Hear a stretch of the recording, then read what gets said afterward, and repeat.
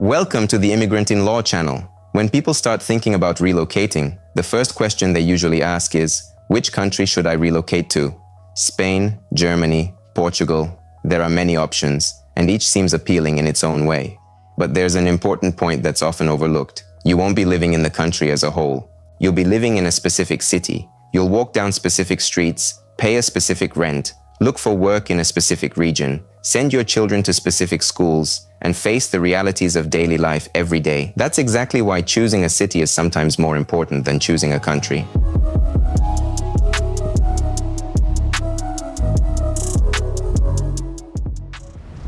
A country sets the general rules, visa requirements, language, tax system, healthcare, education, and opportunities for legal residency. But it's the city that shapes your daily life. Within the same country, life in the capital, a small coastal town, and an industrial region can differ so much that it feels like three different worlds. You might choose a country with a high standard of living, but end up in a city where there are almost no jobs in your field. Or the opposite, choose a less popular region, but find affordable living, a strong professional community, and a comfortable pace of life there. A common mistake is choosing a place based on the principle, everyone is going there, so I should too. But relocation is not a popularity contest. It is a personal journey that must suit your family, your budget, your experience, and your goals. The first criterion is employment and career opportunities. Before choosing a city, you need to ask yourself honestly, where exactly will you be able to earn a living? Not just this country has a strong economy, but specifically, are there job offers in your city? Is there a demand for professionals with your background? What are the language requirements? Will your degree be recognized? Are there companies where your experience will be valued? For an IT specialist, healthcare worker, construction worker, engineer, designer, chef, or entrepreneur, the right cities can be completely different. Some places have more offices of international companies. Others have a stronger small business sector. In some places, it's easier to find a job without perfect language skills. And in others, it's almost impossible to start a career without a local license. Therefore, before relocating, be sure to research the job market, not at the national level, but at the city and local regional levels. Look at job offers, salaries, requirements, and the frequency of new postings. Compare not only income, but also the cost of living. A salary may seem high, but after rent, transportation, taxes, and insurance, the actual amount you take home will be much more modest. The second criterion is the cost of living. One of the most painful issues after relocation is money. People often base their budget on national averages, but the average figure almost never reflects the reality of a specific city. In the capital, rent can be twice as high as in a small town. Daycare, parking, public transportation, insurance, utility bills, groceries, and even cafes can vary greatly in price. It's very important to budget not in abstract terms, but by category: rent, security deposit, utility bills, transportation, food, communications, healthcare, school or daycare, taxes, unforeseen expenses. And set aside a separate budget for the first few months. At first, you might not find a job right away, get all your documents right away, or figure out where to shop for the best deals and how local services work. Relocating almost always costs more than it seems during the planning stage. A good city to relocate to is not always the cheapest one. It's a city where your income, expenses, and prospects are in a healthy balance. The third criterion is accommodation. Finding a place to live is not just about finding an apartment. It involves the affordability of rent, landlord's requirements, competition, the neighborhood, transportation, safety, nearby schools, the quality of the buildings, and even rules regarding pets. Popular cities may offer plenty of job opportunities, but they also have a very challenging rental market. Landlords may require a local credit history, proof of income, references, and several months' rent in advance. For new immigrants, this becomes a serious barrier. Therefore, before choosing a city, research how realistic it is to find housing in your specific situation. Look not only at attractive listings, but also at the actual conditions. How many options are available, how quickly they get rented out, what is required of tenants, which neighborhoods are considered convenient and which are best to avoid. Also, think about your lifestyle. Do you want to live in the city center or a quiet suburb? Is proximity to a school important? Do you need a car? Are you willing to live in a smaller apartment for a better location? It's best to decide these questions before relocating, not after signing the rent agreement. The fourth criterion is the city's lifestyle and pace. One person dreams of a big metropolis where everything stays open late into the evening with plenty of events, opportunities, and people. Another prefers a quiet city that's safe, green, and peaceful, a place where it's easy to walk with children and where you don't have to spend 2 hours a day commuting. There is no universally best city. There is a city that suits you personally or doesn't. Think about what matters to you. Climate, proximity to nature, cultural life, restaurants, sports, the sea, mountains, parks, quiet, safety, an international environment, a religious community, or an active professional network. Sometimes people choose a city solely for work and then realize that it's psychologically difficult for them. Too gray, too hot, too noisy, too far from nature, or too little social interaction. Adaptation isn't just about paperwork and work. It's also about the feeling, I can live here. The fifth criterion is children and education. If you're relocating with your family, you need to choose a city with particular care.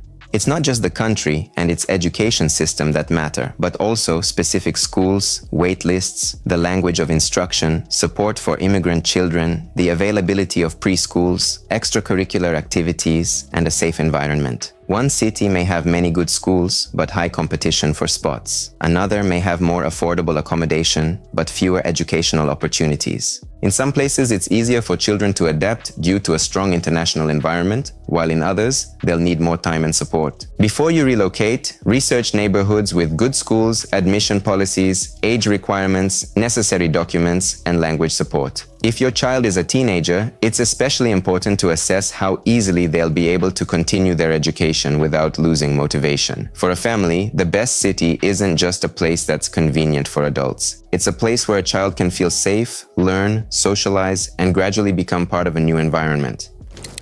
The sixth criterion is the language barrier and community support. Some cities are more international. There, it's easier to find doctors, lawyers, accountants, schools, support groups, and communities in different languages. This can make the first few months much easier. But there's a downside. If the language cushion around you is too comfortable, people sometimes put off learning the local language for years, and that affects your career, paperwork, communication with neighbors, school, healthcare, and self-confidence. That's why it's important to find a balance. It's good when a city offers support for new immigrants, but it's also important to have opportunities to gradually integrate into the local community. Before choosing a city, check to see if there are integration centers, language courses, professional communities, parent groups, events for new residents, and counseling organizations. All of these can serve as a foundation during the first few months. The seventh criterion is infrastructure. Infrastructure is something that goes unnoticed in pretty photos, but is very noticeable in real life. How does public transportation work? Is it possible to live without a car? How long does it take to get to work? Are there clinics, pharmacies, schools, stores, and parks nearby? How family-friendly is the city for people with children, elderly parents, or pets? In some cities, life without a car becomes difficult and expensive. In others, public transportation is so well developed that a car isn't necessary. This makes a huge difference to your budget. It's also important to assess healthcare, how to make a doctor's appointment, whether there are family doctors, how busy the clinics are, what services are covered by insurance, and whether there are specialists in your area. A city may be beautiful and promising, but if every everyday issue turns into a problem, adapting will be much harder.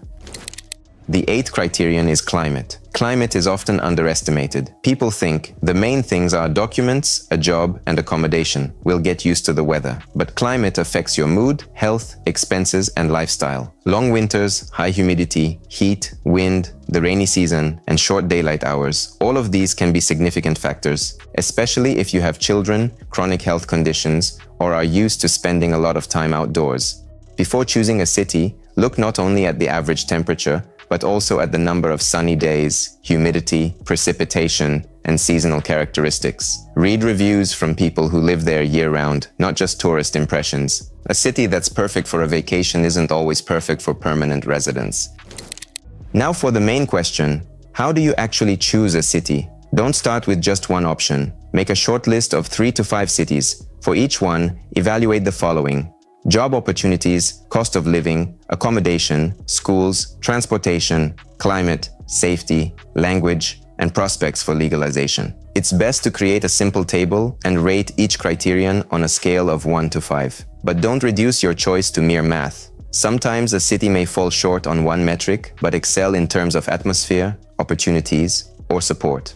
After that, consult reliable sources, job sites, rental listings, city portals, reviews from local residents, and official school and municipal websites. Don't rely solely on bloggers. Everyone has their own experience, income, status, and expectations. If possible, visit your chosen city in advance, but don't view it as a tourist. Try living in a typical neighborhood, go to the supermarket, take public transportation in the morning, check out schools, assess distances, and talk to local professionals. A tourist looks at the sights. A future resident looks at daily life.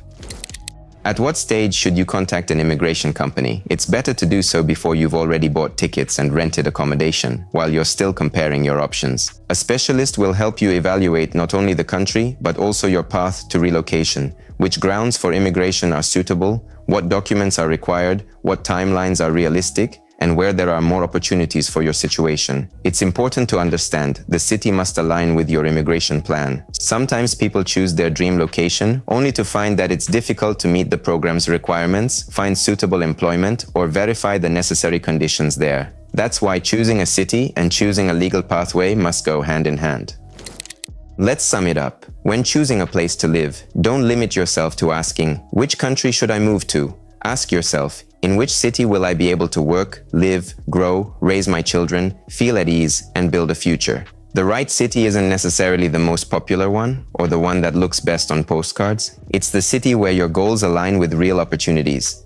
Before relocating, compare several options, calculate your budget, and research the job market, accommodation, schools, transportation, climate, and support services for newcomers. The more thorough your preparation, the fewer unpleasant surprises you'll face after arriving. If you are planning to relocate to Europe and want to understand which country and which legalization route is right for you, submit a request for a free consultation with Immigrantinlaw's lawyers. We'll develop the optimal relocation strategy for you, prepare all the necessary documents, explain the nuances of the law in detail, and answer all your questions. We'll analyze your case, your goals, and your situation without using templates. Want to learn more or start the process today?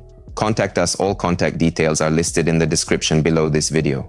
We're here to help you take a confident step toward a new life. Like the video, subscribe to the channel, and ask your questions in the comments. I'll be happy to answer them. Discover a world of opportunities with Immigrantinlaw.